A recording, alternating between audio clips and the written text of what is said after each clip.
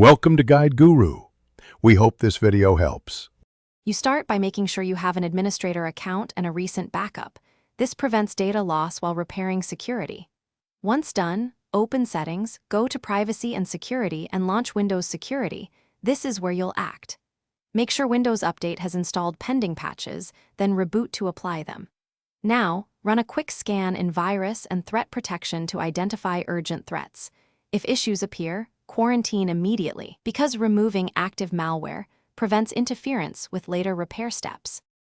Next, escalate to deeper diagnostics.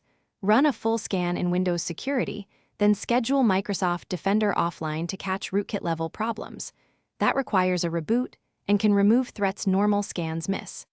After scans, open an elevated command prompt and run sfc/scano to repair corrupted system files, followed by dism/online/cleanupimage/restore health to restore the component store. Once those complete, revisit virus and threat protection history to resolve quarantined items. Decide whether to restore or permanently remove based on risk. To finish, reset the Windows Security app from settings or reinstall Microsoft Defender using PowerShell commands. This fixes corrupted app components. Next, open Services and confirm Windows Security Center, Microsoft Defender Antivirus Service, and related services are set to automatic and running. Start them if they are stopped.